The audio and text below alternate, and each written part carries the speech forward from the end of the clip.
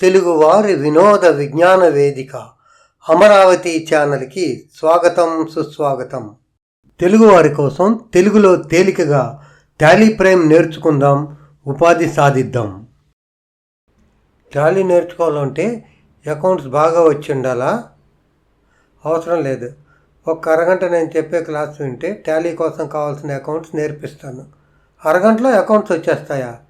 ఈ video skip చేయకుండా శ్రద్ధగా చూడండి. అవసరం అనుకుంటే నోట్స్ రాసుకోండి చాలు. టాలీలో అకౌంట్స్ చేసే టాలెంట్ మీకు వచ్చేస్తుంది. ఏదైనా వ్యాపార సంస్థకి సంబంధించి అకౌంట్స్ వేయాలంటే ముందుగా మనకి ఆ సంస్థలో జరిగిన లావాదేవీలు తెలియాలి. ప్రతి లావాదేవీలో నుండి డెబిటు మరియు క్రెడిటు మనం కనుగొనాలి. తర్వాత ఆ లావాదేవీ తాలూకు స్వభావం తెలియజేస్తూ అది ఏ గ్రూపుకి చెందిందో చెప్పగలగాలి. ఇవి ఎలా చెయ్యాలో తెలిస్తే చాలు, మీరు టాలీలో అకౌంట్స్ చేయడానికి రెడీ అయిపోయినట్లే. ఈ అకౌంట్స్ అనేవి రెండు రకాలు. ఒకటి పర్సనల్ అకౌంట్, రెండు నాన్ పర్సనల్ అకౌంట్.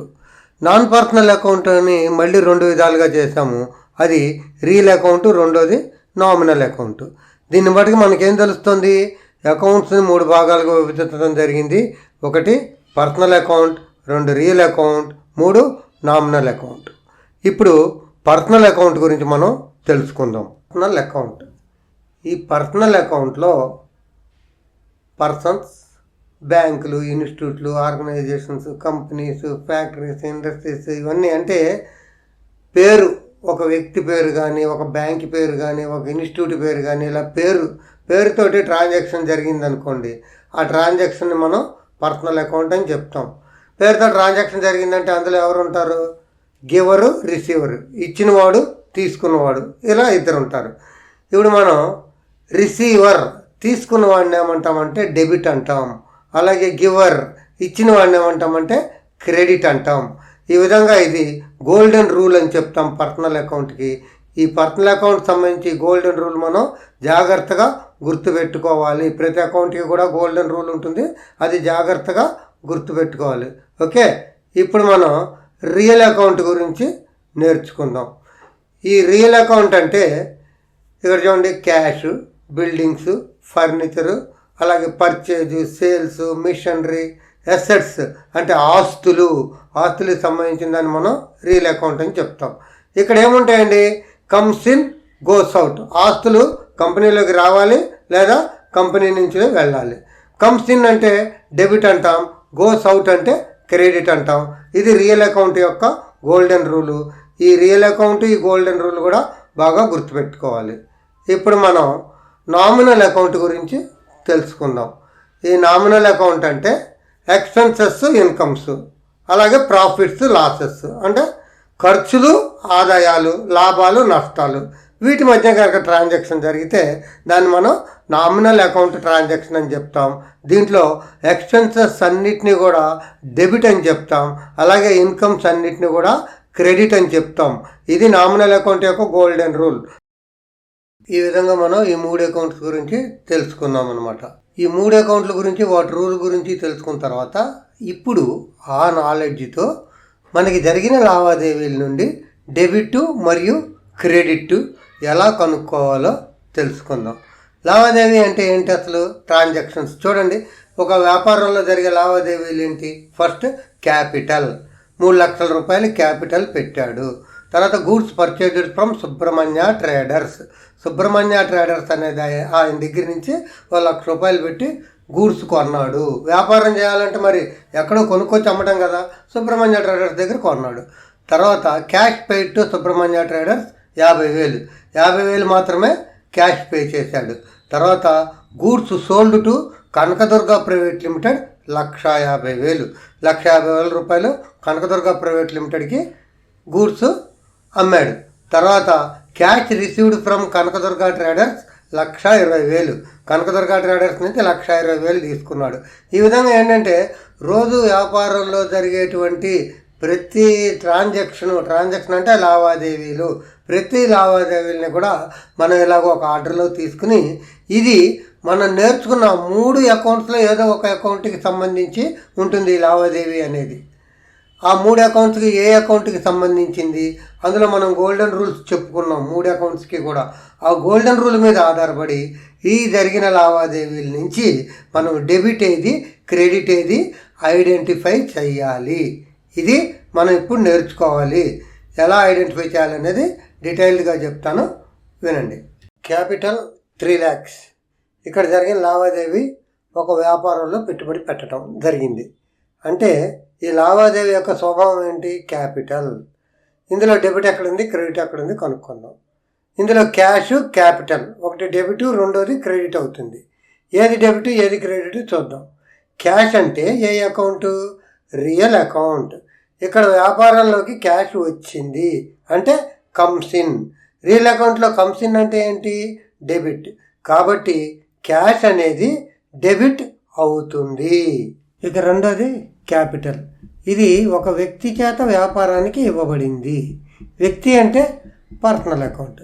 ఇవ్వబడింది అంటే ఆ వ్యక్తి ఎవరు? గివర్. పర్సనల్ అకౌంట్లో గివర్ అంటే ఏంటి? క్రెడిట్. క్యాష్ అనేది డెబిట్, అలాగే క్యాపిటల్ అనేది క్రెడిట్. దీన్ని మనం అకౌంట్స్లో cash account debtor to capital account అని చెప్పి రాస్తాము. ఇలా రాసే విధానాన్ని మనం జర్నల్ ఎంట్రీ అని చెప్పి పిలుస్తాము. ఇక్కడ మీకు చిన్న డౌట్ రావచ్చు, క్యాష్ అనేది అసలు కనపడలేదు కదా, క్యాష్ అనేది ఎందుకు ఇచ్చారు అని. ఇప్పుడు మనం క్యాపిటల్ 3 lakhs అని వదిలేసాం. 3 lakhs ఏంటది? దాని పక్కన ఏదైతే అమౌంట్ ఇచ్చి పక్కన ఏమీ లేకపోతే అక్కడ మనం క్యాష్ అని అనుకోవాలన్నమాట. Capital 3 lakhs cash. దీన్ని కనుక మనకి తెలిసిన ఆ అకౌంట్స్ నాలెడ్జ్, అలాగే గోల్డెన్ రూల్స్ని అనుసరించి క్యాష్ అనేది డెబిట్ గాను, క్యాపిటల్ అనే దాన్ని క్రెడిట్ గాను చూపించి దాన్ని మనం ఎలా రాసాము? Cash account debtor to capital account అని రాసి చెప్పాము. ఈ విధానాన్ని జర్నల్ ఎంట్రీ అంటాము. అలాగే మనం ఏం చేస్తాము? ఇక్కడ జరిగిన ట్రాన్సాక్షన్ నుంచి డెబిట్ ఏది క్రెడిట్ ఏది కనుక్కోవడం జరిగింది. టాలీలో ఎంట్రీ వేయాలంటే ఈ డెబిట్ క్రెడిట్ కనుక్కోవడం, జర్నల్ ఎంట్రీ వేయటం చాలా ఇంపార్టెంటు. అర్థమైంది కదా? ఇప్పుడు మనం ఇంకో ట్రాన్సాక్షన్ తీసుకుని దానికి కూడా డెబిట్ క్రెడిట్ ఎలా చేయాలో చూద్దాం. Okay. Goods purchased from Subrahmanya traders. Goods purchase అంటే అదేంటి? Real account. కమ్స్ ఇన్ కాబట్టి డెటార్ట్ అని చెప్తాం. సుబ్రహ్మణ్య ట్రేడర్స్ అంటే పర్సనల్ అకౌంట్. ఇక్కడ సుబ్రహ్మణ్య ట్రేడర్స్ ఎవరు? గివర్ కాబట్టి క్రెడిట్ అని చెప్తాం. జనరల్ ఎంట్రీ ఏంటి? Purchase account debtor to Subrahmanya traders account అని చెప్పి రాస్తాం. Cash paid to Subrahmanya traders. Cash paid అంటే ఏంటి? క్యాష్ రియల్ అకౌంట్, పెయిడ్ అంటే గోస్ అవుట్ కాబట్టి ఇది క్రెడిట్ అవుతుంది. అలాగే సుబ్రహ్మణ్య ట్రేడర్స్ అనేది పర్సనల్ అకౌంట్, రిసీవర్ కాబట్టి డెబిట్ అవుతుంది. జనరల్ ఎంట్రీ ఏంటి? Subrahmanya traders account debtor to cash account అని చెప్పి రాస్తాం. Goods sold to Kanakadurga private limited అని ఉంది. గూడ్స్ సోల్డ్ అంటే సేల్స్. సేల్స్ అంటే రియల్ అకౌంట్. రియల్ అకౌంట్లో గూడ్స్ ఏమైంది? గోస్ అవుట్ కాబట్టి ఇది క్రెడిట్. అలాగే కనకదుర్గ ప్రైవేట్ లిమిటెడ్ అంటే పర్సనల్ అకౌంట్, వాళ్ళు రిసీవర్ కాబట్టి వాళ్ళని మనం డెటార్ట్ అని చెప్తాం. జర్నల్ ఎంట్రీ వచ్చి Kanakadurga traders private limited account debtor to sales account అని చెప్పి చెప్తాం. Cash received from Kanakadurga private limited. Cash received.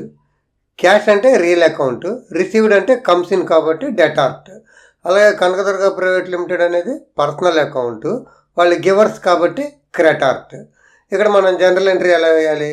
Cash account debtor Kanakadurga private limited account అని చెప్పి మన జనరల్ ఎంట్రీ వేసుకోవాలన్నమాట. తర్వాత cash deposited in ABC bank. Cash deposited, cash అంటే real account, deposited అంటే గోస్ అవుట్ కాబట్టి క్రెడిట్. అలాగే ఎక్కడ డిపాజిట్ చేసాం? ABC bank. ఏబీసీ బ్యాంక్ అంటే పర్సనల్ అకౌంట్, వాళ్ళు రిసీవర్స్ కాబట్టి డెటార్స్ అని చెప్తాము. జనరల్ ఎంట్రీ వచ్చి ABC bank account debtor to cash account అని చెప్పి చెప్తామన్నమాట. అలాగే ఇక్కడ చూడండి, shop rent paid. Rent paid అంటే ఎక్స్పెండిచర్, అది నామినల్ అకౌంట్కి వస్తుంది, ఎక్స్పెండిచర్ కాబట్టి డెబిట్ అవుతుంది. అలాగే cash real account goes out కాబట్టి క్రెడిట్ అవుతుంది. జనరల్ ఎంట్రీ వచ్చి rent account debtor to cash account అని చెప్పి మనం చెప్పాలి. ఈ విధంగా మనం దీనికి ఎంట్రీ వేసుకోవాలన్నమాట. నెక్స్ట్ వచ్చి daily wages paid. Daily wages అంటే ఇవి కంపల్సరీ రోజు పే చేయాల్సినవి. వేజెస్ పెయిడ్ ఖర్చు కాబట్టి నామినల్ అకౌంట్, ఎక్స్పెండిచర్ కాబట్టి డెటార్. అలాగే cash real account goes out కాబట్టి క్రెటార్.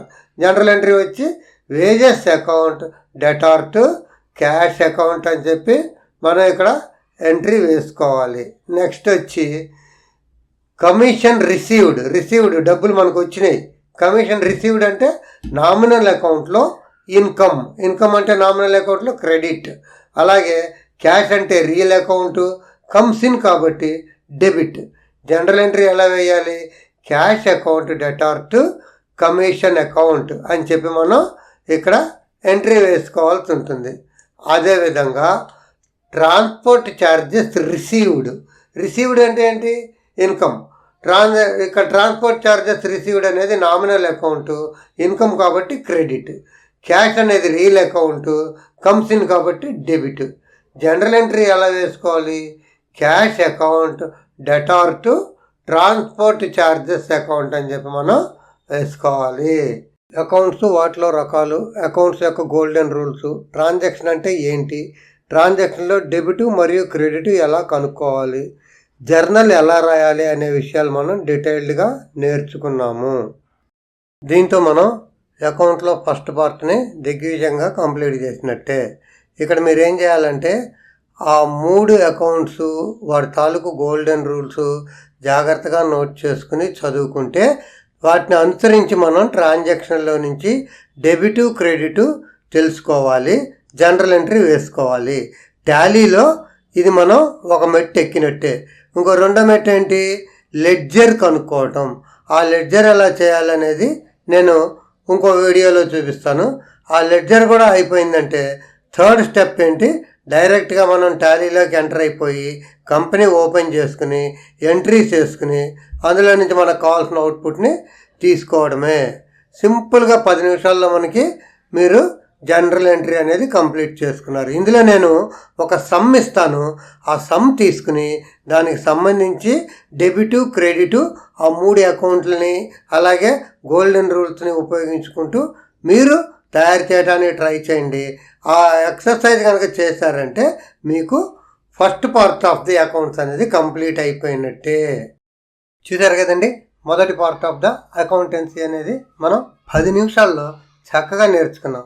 ఇదే విధంగా మిగతా పార్ట్స్ అన్నీ కూడా నేను పెడతాను. లెడ్జర్ చేయటం, తర్వాత టాలీలోకి ఎంటర్ అయ్యి కంపెనీ ఓపెన్ చేసుకోవటం, టాలీతో ట్రాన్సాక్షన్స్ ఎంట్రీ వేసి మనకు కావాల్సిన అవుట్పుట్ తీసుకోవటం, ఇవన్నీ కూడా మనం ముందు నేర్చుకుందాం.